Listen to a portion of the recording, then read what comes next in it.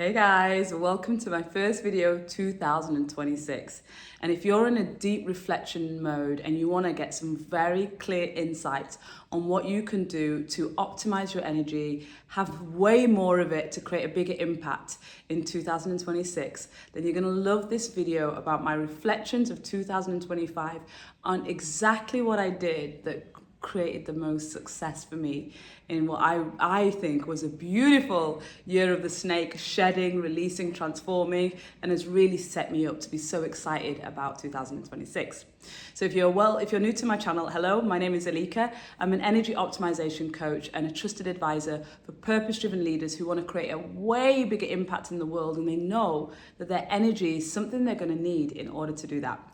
So there are three things that stand out for me as very delightful experiences that turned out to really honor the year ahead for me and really prepare and set the stage for me in 2026 that's guided me to feeling today on the 2nd that I am so excited about what's ahead and that I took all the right moves in this game of life to set me up for success in 2026. So let's go into what they were. So the first one is definitely going to be my move to Dubai. So moving to Dubai after 14 years in Singapore is huge for me. So to give some context, I was born and raised in England, lived there all my life until the opportunity came to live overseas. And that was something that was deeply embedded into me. My family, I had been already conditioned to know that England was a place that you get your education and not a place that you live for life. So when the opportunity came to move to Singapore, I took it. Not immediately, I did that. I was definitely backing my head in those days, but I remember the conversation that I was having with my partner at the time, and it was very much about I would have regrets. And that move to Singapore was really a complete change of the trajectory of my life. And I think it was setting me up for my destiny in a way that I could never know was possible. So 14 years in Singapore. Singapore is not an easy place to leave, should I say. We call it the golden cage. Once you're in, everything is so easy. It's such a beautiful place to live. It's so safe. It's so wealthy. All the opportunities are there. The weather coming from the UK, tropical island all year round, like literally not going below 25 degrees. It was beautiful. And I not only grew my corporate career there, I left my corporate career and started my entrepreneurial journey. I started my executive health coaching business. I started Singapore's first refined sugar-free whole foods restaurant there. I trained as a holistic chef to be able to run my own restaurant. And I started the first of my, lifestyle coaching programs that are now the Health Concierge and the Founders Concierge. So I did big things in that time. I got married, I got divorced, I made friendships, I lost friendships. Big, right? So leaving that was like, it was a lifetime. I lived multiple lifetimes in that. And yet I came into 2025 and I remember distinctly having that feeling of, what's going to happen this year and what does it look like? What's the next stage of my growth? And I knew one of the things that was really important to me was I was manifesting the relationship of my life. That was really important. After 5 years of deep healing following my divorce and really doing a lot of inner work and I also knew that professionally I'd had a lot of success, but I felt like I was coasting. And I knew that it was either going to continue coasting in this way and invest in a different area of my life, or I was going to really have to do something different that was going to really push that trajectory. And being, a high performer like you, I knew that I wanted to grow in all areas of my life. And funnily enough, I could tell that in Singapore, I was too comfortable. I knew all the people that I needed to know. The doors that I hadn't opened, there was a reason I hadn't opened those. The relationships that I had invested in were giving me what I needed, but I also wanted new relationships, new connections. It was really clear to me that I needed something that was going to be taking me out of my comfort zone to push me into the next area of growth. And Dubai was showing up in multiple ways, as it does when you're open to receive, in conversations, in podcasts I was watching, and in just so many ways people were talking about Dubai. And so I did what I know works really well for me. Instead of being in my head and thinking about whether it's right for me, I put my full physical body in Dubai, and I knew that with my whole energy field in this country, I would know what to do next. So I prepared for that and I came to Dubai. And 2 weeks later, I'd registered the company in Dubai. I started taking on coaching clients on the Founders Concierge. After 2 months, I started my first roundtable experience, the Founders Table, started creating and building the community here. And I have just loved Dubai. And I think that one of the things that was the biggest lesson for me in terms of my growth was sometimes you feel you're starting again from scratch, and you never really are.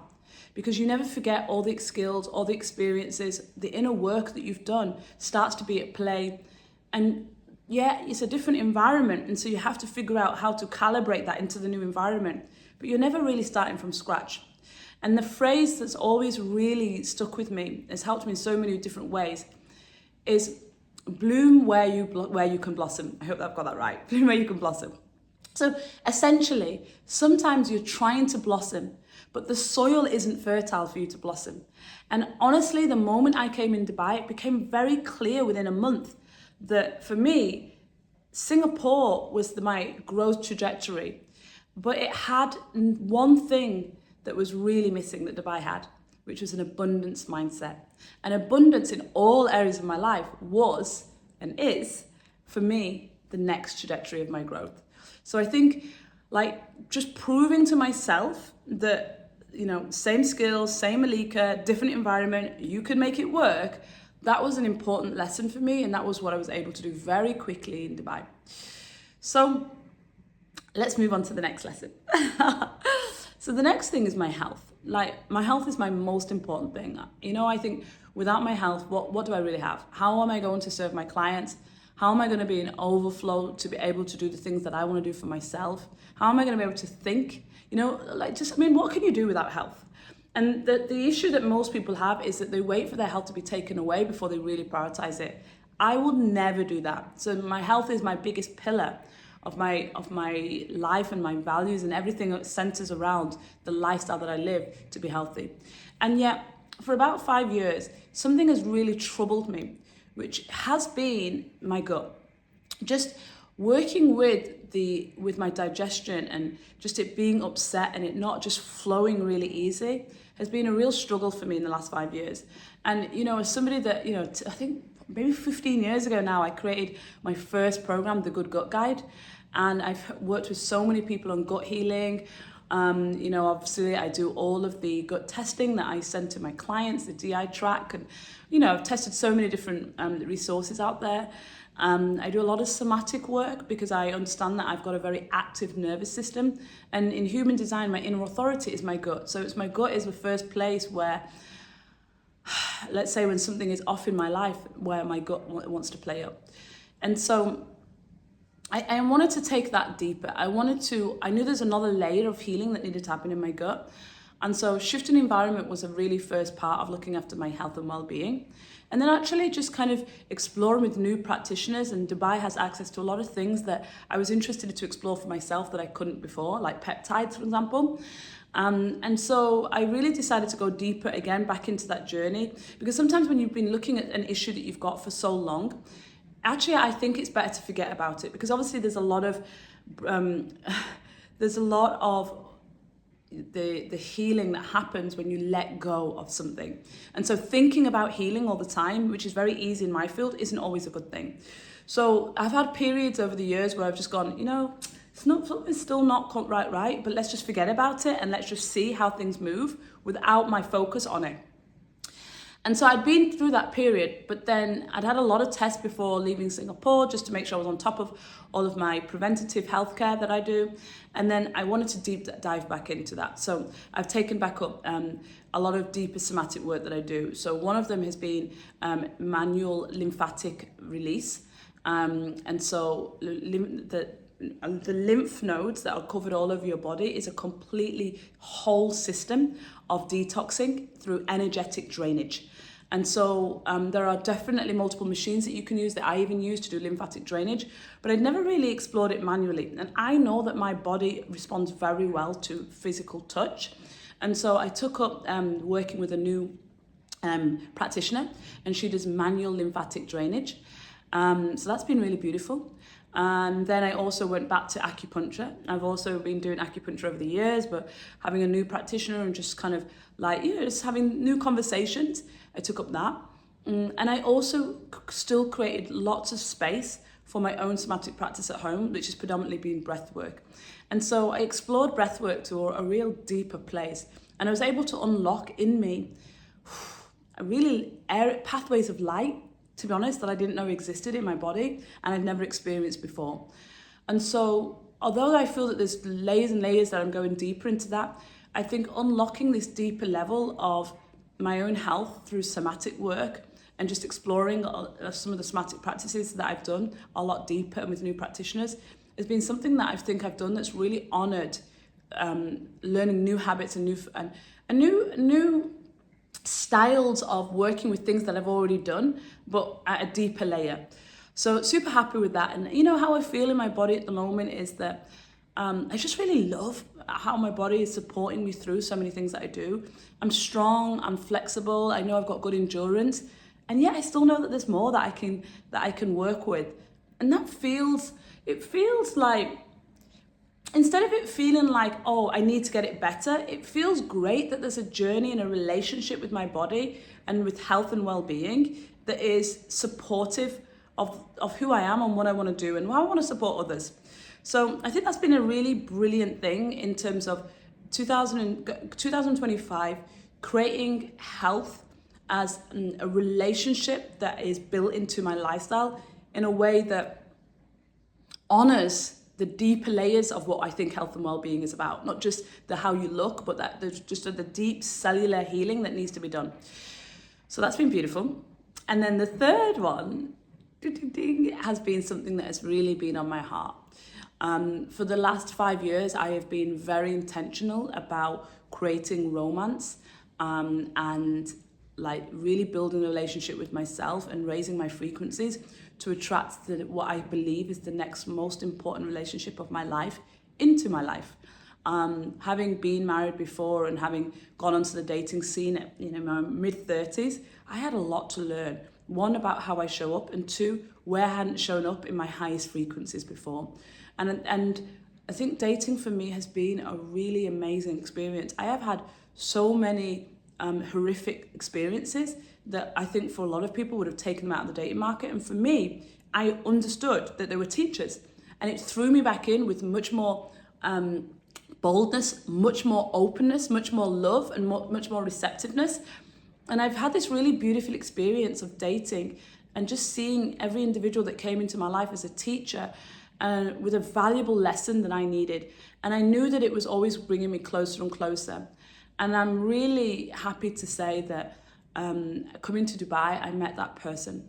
The person that was not just there to receive what I had to give and to give me what I was looking for in terms of nourishment physically, mentally, emotionally, and spiritually, but was also able to meet me at the level that I operate, with the energy that I have and the impact that I want to make. I mean, sometimes I think some people can just hope to meet someone that just provides for them or just physically makes them feel safe or emotionally regulates them. But to meet somebody that can match your energy with the energy that I have, I mean, I know that there are few and far between, and I've always known that, but I've always known that there are millions of people out there, and I'm only looking for the one that matches my frequency. And so this has been a really beautiful journey in meeting that person and just seeing how our lives have unfolded for us to meet each other in this way. Recently we explored an astrology reading to see essentially what is the story of the stars about us. And when you do a reading, there is an area of astrology that we say is fated. And to see that we had the fate star in our 7th house, which is the house of partnerships. I mean, you can't write this stuff. When you see how you go on a journey and you really are intentional about the type of person you want to meet and the things that you want to experience and feel together, and how that connection must meet you in all areas. And when some people are saying to you it's not possible, or maybe you should just and you just know that no, you will know. And I've got to be honest, I have met many people that I felt that I could settle with, that I could build a life with. But meeting somebody that wants to build with you in the way that you want to build is not as easy. And so what I haven't found is somebody until this point that was able to not just give me what I was looking for, but also match my energy and wants to build in the same way that I want to build, wants to create impact in that. And so spending this season over the festive season as the year comes to an end in 2025, and sitting together and really intentionally writing values about what this relationship means has been a really, really beautiful process. And so I have to say that the third biggest thing that for me in 2025 was being open to receive and being 100% certain that with intentionality around dating, that I could meet my king and that I could meet my soul partner, and really having that enter my life has been the most beautiful lesson of 2025. And so I want you to know that in all of these three things, I have deeply embodied my own human design. I have had to really listen to my inner authority. If you imagine, when I was leaving Singapore, I was leaving a beautiful home. Only 5% of the population in Singapore live in landed properties. I was living in a colonial home. I had beautiful friendships. I had clients that were being referred to me from, over a decade of working in this field. And that was really difficult. Leaving all of the support that I had in terms of my lifestyle that supports my health pillars, and putting myself in a situation where I was away from all of that network, that community, those relationships, and what that might potentially do for my mental and emotional health and well-being, and taking that risk and still trusting my inner authority that I'm being guided to grow and expand, and still doing that. And then taking that really nervous step of, even when it feels uncomfortable, but to still open my heart and to trust that if things are not going to work out, that they're going to not work out, but I'm going to love my way into it working out. And I'm going to open my heart and try and do and see that if love wins, and that, how does that mean for me? I mean, what does that mean for me? And what does that feel like? And is that the path that I want to take? So I think, it's never an easy journey. As somebody in their early 40s, playing with your heart feels like playing with your safety, and playing with, your future that you feel like you don't have time to play with. But I always think that if we work with the highest frequencies that exist out there, and we elevate ourselves in the highest frequency, then things that aren't good can turn into good. And I think, on this last path of love and romance, it's definitely been an accumulation of all those times where I chose to love, even if the other person wasn't able to. And it felt like, even karmically, it felt like I got paid back for always choosing love, even when other people couldn't choose love. So these have been my biggest wins of 2025. That have led me to feeling so excited about 2026, so excited about the people that I'm going to be serving, the leaders that are going to be joining the Founders Concierge, my signature lifestyle coaching program, the organizations that I'm going to be working with through speaking engagements and workshops and masterclasses with the Health Concierge, through the work that me and my team are going to be doing in terms of creating experiences to bring people together so they can have deep and meaningful conversations. I am so excited to see myself hold a bigger question, which is, what does it feel like to have abundance in all areas of your life? And if you haven't got a big question that you're asking yourself that raises your frequency, like really powerful question, I invite you to take mine. What does it feel like to have abundance in all areas of your life? And with that, I'd love to hear some of your big takeaways, some of your big wins for 2025 and what you're most excited about in 2026. If you like this video, please give it a like so other people can really get inspired to think about how can they open themselves up to have an abundance in all areas of their life by seeing that energy is their most important, valuable currency that they have, and really taking that time to invest, nurture, and to grow and expand their energy field so that they can create bigger impact. So I've loved sharing this with you. So if you want to learn more about the lifestyle of energy optimization, my newsletter is the place to do that. So you'll see details of that below. Just subscribe to the newsletter, because that's where you see me doing my energy audit. I share information about how I do that with my clients, and you really get to understand how I interpret managing energy every single day to be able to use that as your most valuable currency. So I will see you on the next one. Take care.